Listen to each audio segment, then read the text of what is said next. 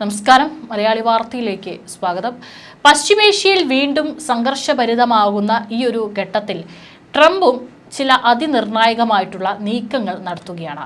അതും ബൈഡൻ ഭരണകൂടം കൊണ്ടുവന്നിട്ടുള്ള ചില നീക്കങ്ങളും കരാറുകളൊക്കെ തന്നെ കാറ്റിൽ പറത്തിക്കൊണ്ടാണ് ട്രംപ് അതിനു മുകളിൽ ഒരു വലിയൊരു അടിത്തറ കെട്ടിപ്പടുക്കാനായിട്ട് പോകുന്നത്.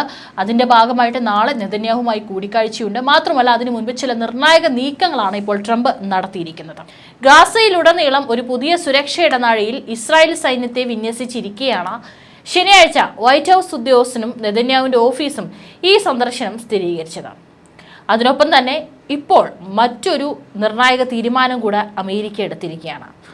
അമേരിക്കയിലെ ഏറ്റവും ശക്തിയുള്ള ആധുനിക അസോൾട്ട് റൈഫിളുകൾ ഇസ്രായേലിനെ കൈമാറാൻ ട്രംപ് ഭരണകൂടം അനുമതി നൽകിയിരിക്കുകയാണ്. ഇതിനു മുൻപും അമേരിക്കയുടെ കൈവശമുള്ള പല രഹസ്യ ആയുധങ്ങളൊക്കെ തന്നെ, അതായത് യുദ്ധക്കളത്തിൽ ശത്രുക്കളുടെ മേൽ അത്രയേറെ പ്രഹരം ഉൾക്കൊള്ളിക്കാൻ സാധിക്കുന്ന ആയുധങ്ങളൊക്കെ തന്നെ ഇസ്രായേലിന് കൈമാറിയിട്ടുണ്ടായിരുന്നു. ഇപ്പോഴത്തെ വീണ്ടും അത്തരത്തിലൊരു മാരകമായിട്ടുള്ള ആധുനിക അസോൾട്ട് റൈഫിളുകളാണ് ഇസ്രായേലിന് കൈമാറാനായിട്ട് ട്രംപ് ഭരണകൂടം ഇപ്പോൾ അനുമതി നൽകിയിരിക്കുന്നത്. മുൻ പ്രസിഡന്റ് ജോ ബൈഡൻ ഈ ഇടപാട് താൽക്കാലികമായി അദ്ദേഹത്തിന്റെ ഭരണകാലത്ത് മരവിപ്പിച്ചിരുന്നതാണ്. എന്നാൽ ട്രംപ് സർക്കാരിന്റെ നിലപാട് മാറ്റത്തോടെ ഈ കരാർ വീണ്ടും നടപ്പിലാകാൻ പോവുകയാണ്.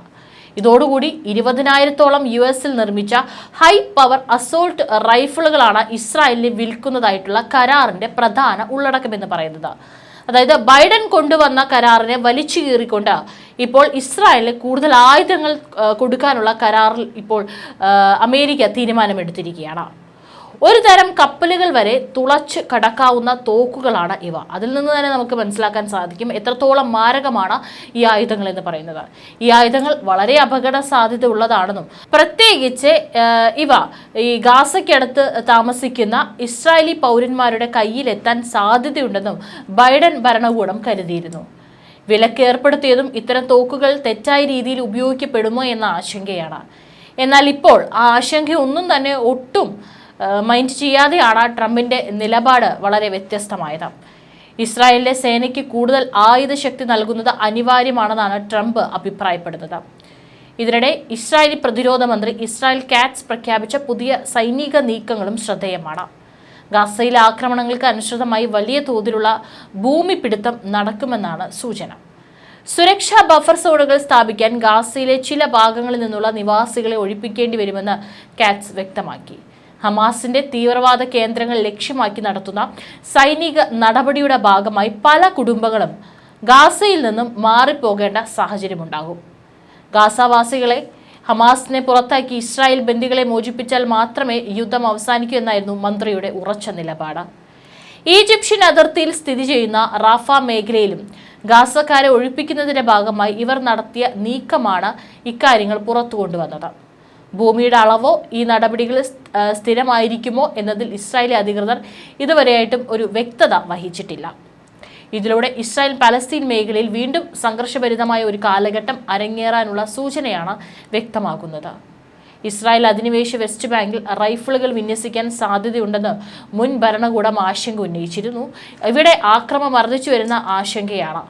സമീപ വർഷങ്ങളിൽ പലസ്തീനുകൾക്കെതിരായ ആക്രമണങ്ങളിൽ തീവ്രവാദ കുടിയേറ്റക്കാർ ഉൾപ്പെട്ടിട്ടുണ്ടെന്നും റിപ്പോർട്ടുണ്ടാം.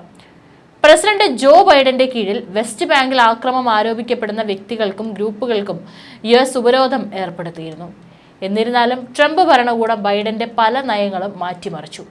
അതിൽ ഇസ്രായേലി കുടിയേറ്റക്കാർക്കെതിരായ ഉപരോധങ്ങൾ പിൻവലിക്കുകയും ഇസ്രായേലിലെ കോടിക്കണക്കിന് ഡോളർ വിലമതിക്കുന്ന ആയുധങ്ങൾ ഉൾപ്പെടെ ആയുധ വിൽപ്പനയുമായി മുന്നോട്ട് പോവുകയും ചെയ്തു. 2023 ഒക്ടോബർ 7 ഹമാസിന്റെ നേതൃത്വത്തിൽ ഇസ്രായേൽ സമൂഹങ്ങൾക്കെതിരെ നടന്ന ആക്രമണത്തിൽ കുറഞ്ഞത് 1200 ഇസ്രായേലികൾ കൊല്ലപ്പെടുകയും 250-ലധികം പേരെ ബന്ദികളാക്കുകയും ചെയ്തതിനെ തുടർന്നാണ് ഗാസ സംഘർഷത്തിൽ തുടരുന്ന ആക്രമണങ്ങൾക്കിടയിലാണ് ഈ ഒരു തോക്ക് വിൽപ്പന നടക്കുന്നത്. അതിനുശേഷം ഗാസയിലെ ഇസ്രായേലി സൈനിക നടപടികളിൽ 50,000-ലധികം പാലസ്തീൻ ആളുകൾ കൊല്ലപ്പെട്ടിട്ടുണ്ടെന്ന് ഗാസ ആരോഗ്യ അധികൃതർ പറയുന്നു. സമീപമാസങ്ങളിൽ ഇസ്രായേലിലുള്ള $8.8 ബില്യൺ ആയുധ വിൽപ്പന തടയുക എന്ന ലക്ഷ്യത്തോടെയുള്ള 2 പ്രമേയങ്ങൾ US സെനറ്റ് നിരസിച്ചു. 2 പ്രമേയങ്ങളും വൻ ഭൂരിപക്ഷത്തിൽ പരാജയപ്പെട്ടുവെന്ന് റിപ്പോർട്ട് പറയുന്നു. ഹമാസ് തീവ്രവാദ ഗ്രൂപ്പിനെതിരെ സമ്മർദ്ദം ചെലുത്താൻ ഇസ്രായേൽ സൈന്യത്തെ വിന്യസിച്ചിരിക്കുകയാണ് ഇത്. പ്രദേശത്തിന്റെ വലിയൊരു ഭാഗം ഇസ്രായേൽ പിടിച്ചെടുത്ത് സുരക്ഷാ മേഖലകളാക്കുമെന്ന് ഇസ്രായേൽ പ്രതിരോധ മന്ത്രിയും പറഞ്ഞിട്ടുണ്ട്. കഴിഞ്ഞ മാസം വൈറ്റ് ഹൌസിന്റെ പിന്തുണയോടെ വെടിനിർത്തലിനുള്ള പുതിയ നിബന്ധനകൾ അംഗീകരിക്കാൻ ഹമാസിനെ സമ്മർദ്ദത്തിലാക്കാൻ ശ്രമിച്ചതിന് ശേഷം ഗാസയിൽ അപ്രതീക്ഷിത ബോംബാക്രമണത്തിലൂടെ ഇസ്രായേൽ വെടിനിർത്തൽ ലംഘിച്ചു. അതിനുശേഷം നൂറുകണക്കിന് പലസ്തീനികൾ കൊല്ലപ്പെട്ടു. 2023 ഒക്ടോബർ 7 നടന്ന ആക്രമണത്തിൽ പിടിച്ചെടുത്ത ബാക്കിയുള്ള ബന്ദികളെ ഹമാസ് തിരികെ നൽകുകയും നിരായുധരാക്കുകയും പ്രദേശം വിടുകയും ചെയ്യുന്നതുവരെ ഗാസയിൽ യുദ്ധം രൂക്ഷമാക്കുമെന്ന് ഇസ്രായേൽ പ്രതിജ്ഞയെടുത്തിട്ടുണ്ട്. ഗാസയിലേക്കുള്ള എല്ലാ ഭക്ഷണ ഇന്ധന മാനുഷിക വിതരണങ്ങളൊക്കെ തന്നെ ഇസ്രായേൽ നിർത്തിവെച്ചിരിക്കുകയാണ്.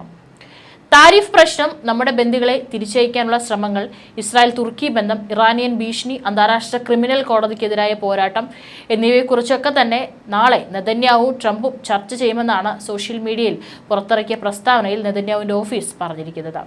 ഇസ്രായേലിൽ 17% തീരുവയാണ് ട്രംപ് ഏർപ്പെടുത്തിയിരിക്കുന്നത്.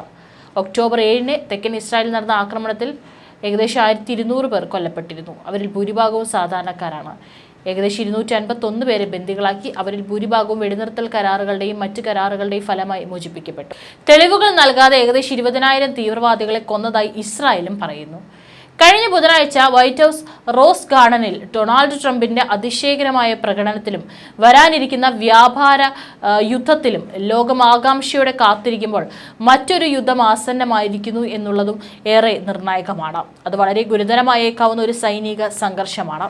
ഇറാനെ ആക്രമിക്കാൻ അദ്ദേഹം ഒരുങ്ങുകയാണെന്ന ആശങ്കകൾക്കിടയിലും ട്രംപ് സംസാരിക്കുന്നതിന് തൊട്ടു മുൻപ് രണ്ടാമത്തെ വിമാനവാഹിനി കപ്പൽ മിഡിൽ ഈസ്റ്റിലേക്ക് മാറ്റാൻ ഉത്തരവിട്ടിരുന്നു.